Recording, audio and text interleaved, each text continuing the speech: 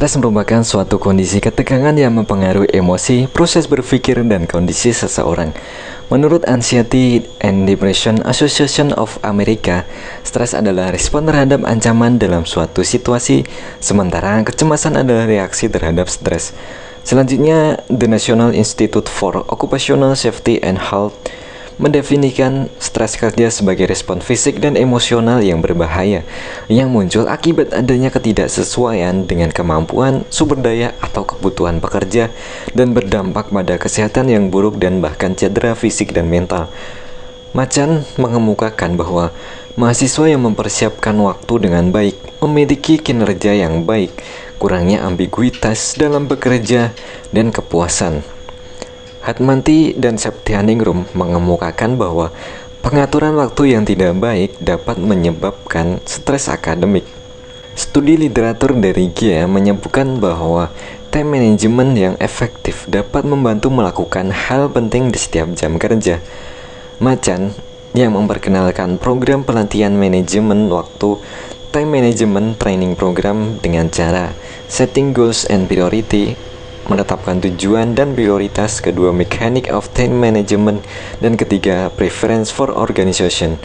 Buat kalian yang menonton video ini, silahkan subscribe dan mari kita tingkatkan kualitas diri bersama, dan juga follow Instagram saya di @andi dan TikTok saya dengan Andi Investasi Pengetahuan. Assalamualaikum warahmatullahi wabarakatuh. Halo semuanya, kembali lagi bersama saya Andi Setiawan BED. Kali ini kita akan membahas buku Eat That Frog, cara dahsyat mencapai hasil lebih banyak dengan bekerja lebih sedikit, karya Brian Tracy. Dalam kiasan Arab, waktu adalah pedang, sementara pepatah Inggris menyatakan bahwa waktu adalah uang. Waktu adalah sesuatu yang sangat bernilai. Setiap hari kita sibuk beraktivitas dan seringkali kewalahan dengan tugas-tugas yang kita hadapi. Bahkan seringkali kita tak memiliki cukup waktu untuk menyelesaikan segala sesuatu.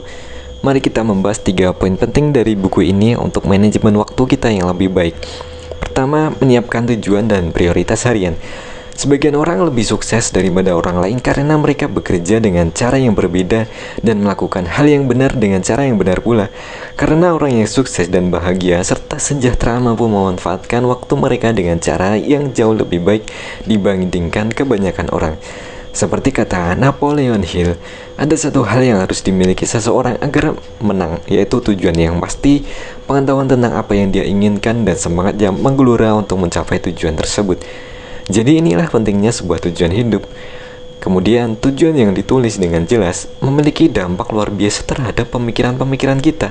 Ini mampu menggerakkan dan mengembalikan kita untuk segera bertindak, juga merangsang kreativitas dan mengerahkan tenaga dan membantu kita mengatasi penundaan dan berbagai faktor malas lainnya. Semakin besar dan jelas suatu tujuan hidup, semakin kita lebih mudah bersemangat dalam usaha untuk mencapainya. Jadi inti dari sini adalah pikirkan kembali tujuan hidup, tujuan karir, tujuan agama, dan kajilah cara-cara untuk mencapai tujuan ini setiap harinya dan tuangkan ke dalam tulisan yang tertulis rapi dan nyata. Kedua, kenali hambatan utama Anda. Setiap orang yang tidak terlalu cerdas tapi memiliki kebiasaan menyusun prioritas dengan jelas dan merampungkan tugas penting dengan cepat akan mengalahkan orang yang pandai, yang banyak bicara dan membuat rencana hebat tapi tidak mampu menyelesaikan semuanya. Alexander Graham Bell mengatakan, pusatkan seluruh pikiran Anda pada tugas yang sedang Anda tangani. Cahaya matahari tidak akan membakar kecuali difokuskan.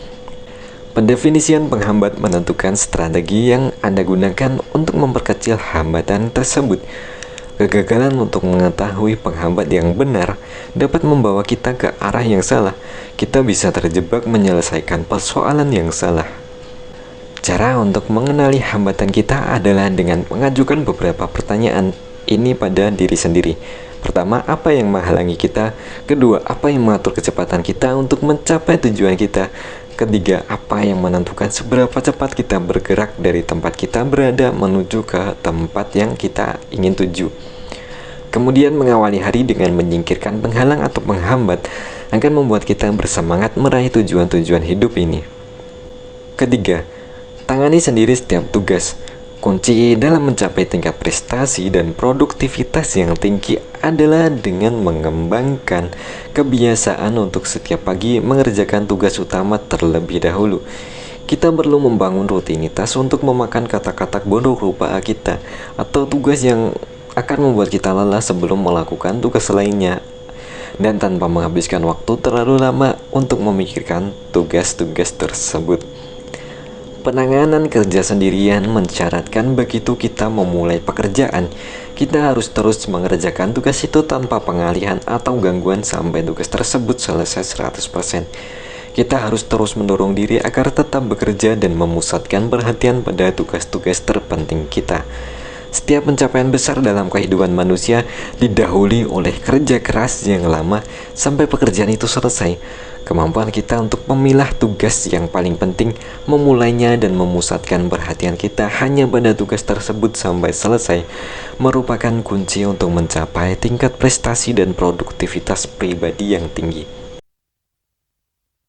Kesimpulan dari buku ini adalah buku ini membantu kita untuk merencanakan dan mengatur waktu, menetapkan prioritas, mengatasi penundaan, dan menjalani pekerjaan lebih banyak dalam waktu yang lebih singkat. Demikian review buku singkat buku Eat That Frog karya Brian Tracy. Assalamualaikum warahmatullahi wabarakatuh.